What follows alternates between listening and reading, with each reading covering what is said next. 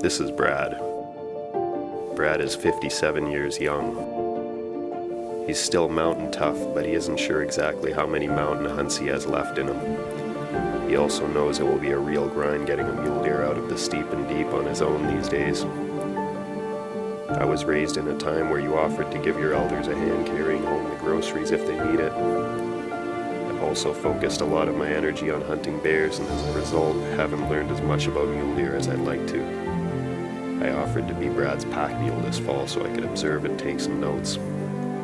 First rifle I'd ever owned, first centerfire rifle, versus a kid I had, 22, small game for a long time, but I bought this when I semi-retired and moved back to BC. 270 Winchester short mag, using the ELDX 145 grains. I find it works really well. Of course, I reload them myself. It's a Browning X-Bolt. Brad hunts with a rifle, I hunt with a bow. But mule deer behavior is the same no matter what weapon you're carrying. I even managed to get 2 opportunities at bucks with my bow while we were in the mountains together, but that's for another time. This is Brad's story. Alright, so what's the game plan, Brad? Well, I'm just going to start a about 2-kilometer hike up the hill there. We'll get up on top, and then we have about 10 kilometers of ridges to walk through and check out the draws through them. And 2 weeks later we'll come back and try to get that big muley.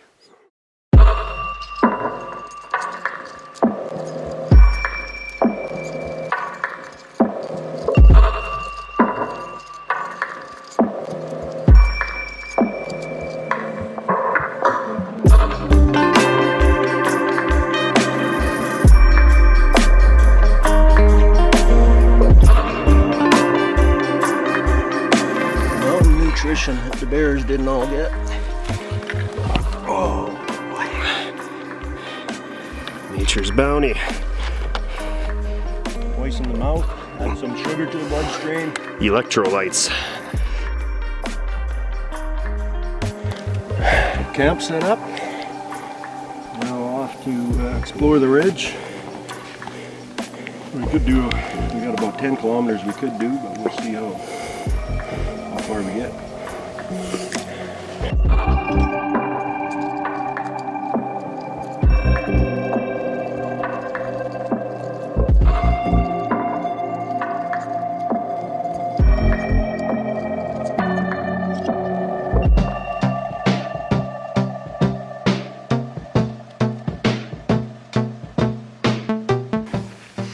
It serves too. I doubt anybody ever. Yeah, no.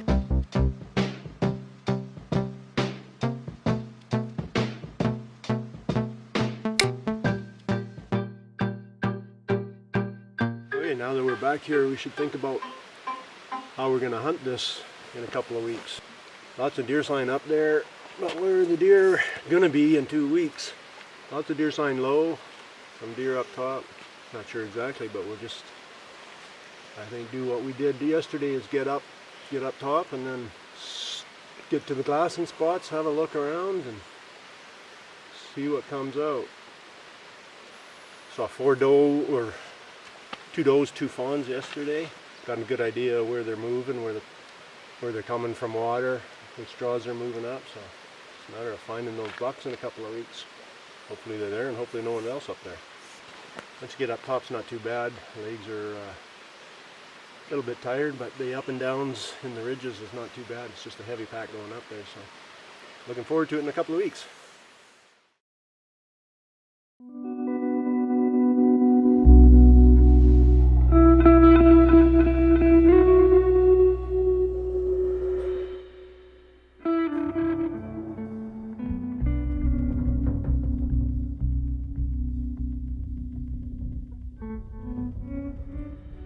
We're about a third of the way to camp. Keep on trucking up the ridge. And lose some of this weight at camp. Exactly.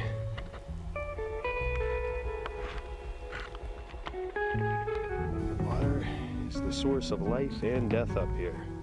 Gotta stay hydrated, but there's no water sources, so we gotta pack all of this in. And it's heavy. Water weighs too much. Yeah, it'd be nice if they made ultralight water. One day. Get on that, Brad. Ultralight water, you'll make $1 million. Well, we got camp set up. So, get out there this evening. Got one more night of bow season, any buck.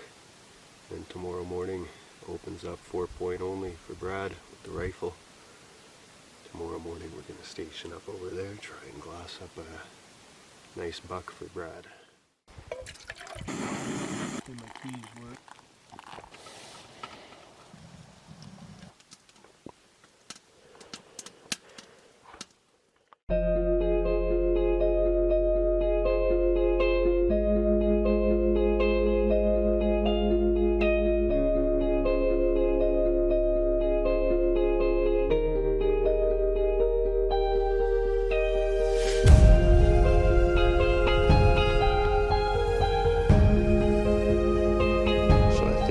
Say something about water being the source of both life and death in the mountains.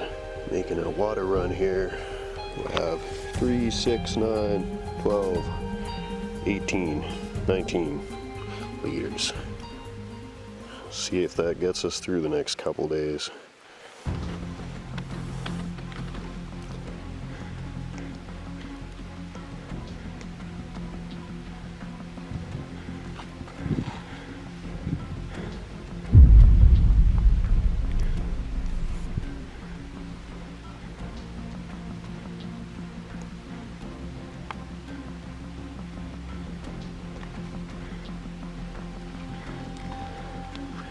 You see it? It's walking.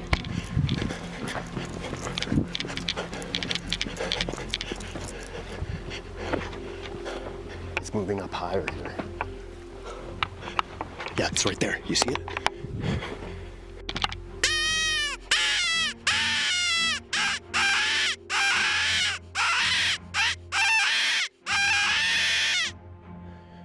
Yeah, that's a medium-sized bear. Yeah. I'm just gonna try and call him in for fun.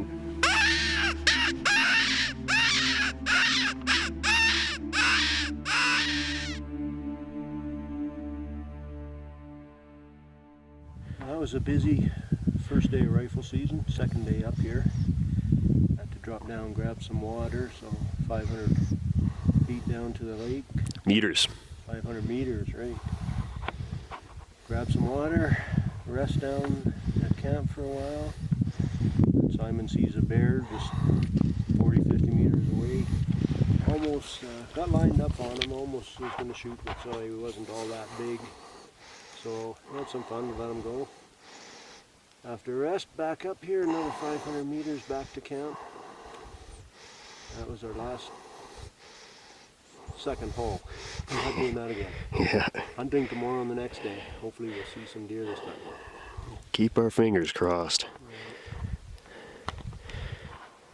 Get a good night's sleep again. Let's see if Brad can get this card out here. So we've got a lock stuck on the tree here, right there. And Brad is gonna try and blouch it off because we don't have a hatchet.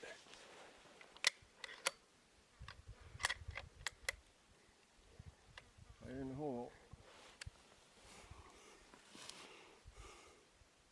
Holding your ears.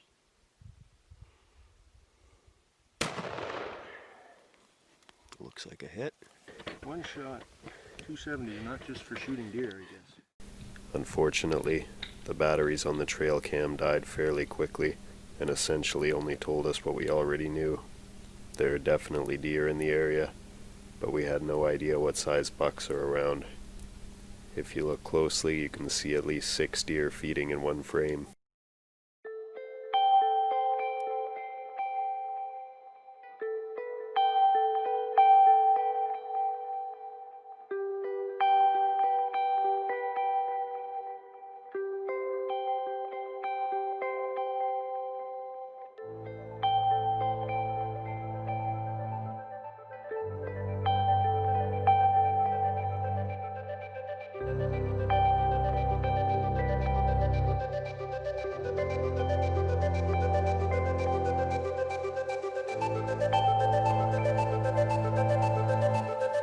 So we're on our way out here.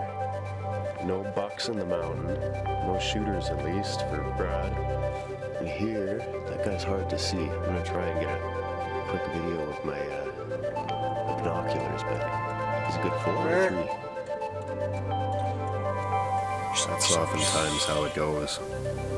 We hunted the high country hard for 4 days and didn't see any legal bucks. On our way out, a 4-point teased us at 25 yards on private land, reassuring us that there are indeed bucks around, they just know where to stay safe. We made plans to get together a few weeks later at the beginning of any buck October.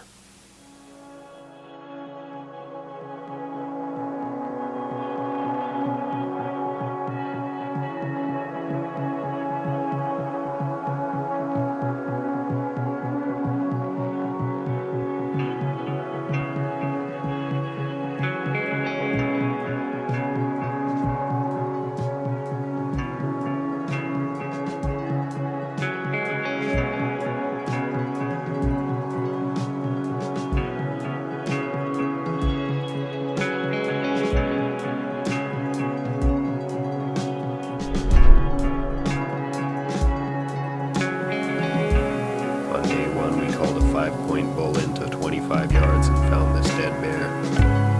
There's no inspirational quotes on granite headstones in the backcountry.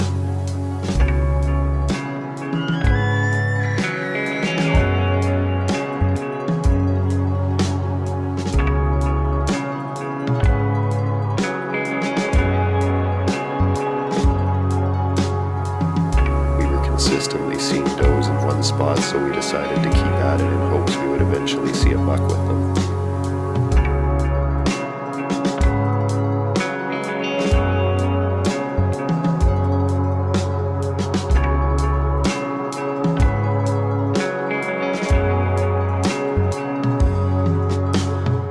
Got a couple bucks across the ridge here. They are 560 yards. Brad's gonna try it. Cut that down to under 400 at least. Let's see if he can make it. And he's got a boogie. I'm gonna stay up here and keep eyes on him. Just heard a shot and watched the buck tumble down the hill. So,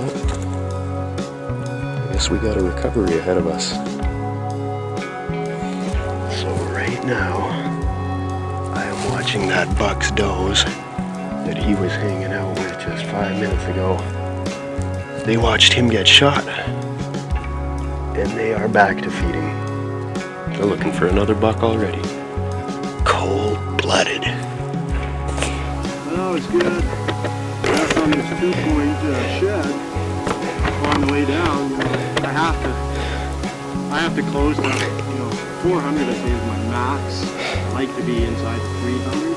I couldn't get any closer because from there it wasn't a matter of being seen. I mean, I was sliding through this brush on my on my back. That's as close I could get. If I went any further, I just was going down. There was no way to get closer, and I had a good look at him. I was resting on a stump, like one of these broken off stumps. Hopefully we find him dead against the log or something.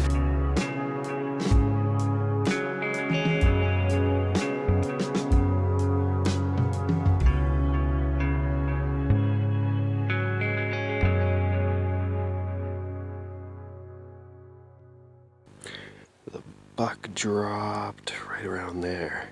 This fog is all rolled in. And he rolled down the hill for sure, so we're going to be searching in the fog. Happy hunting. So it's 10 a.m. and we are beginning our recovery mission. Headed up there. Should be fun.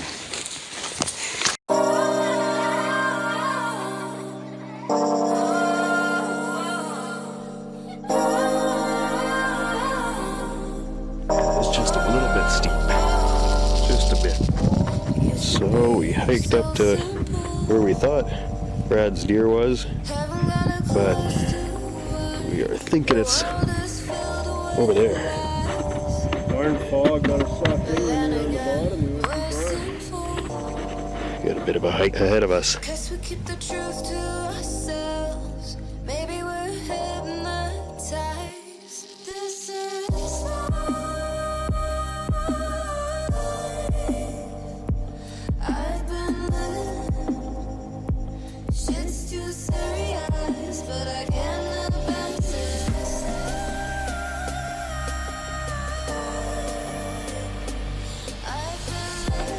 Persistence pays off, eh, Brad? Yeah. Looking forward to getting home, getting the beer, but we got lots of work to do. Yeah, the work begins. We got to get him somewhere a little bit flatter. We'll get him down this hill somewhere. We can butcher him up. Can't do it here. He can't even stand without holding on to something.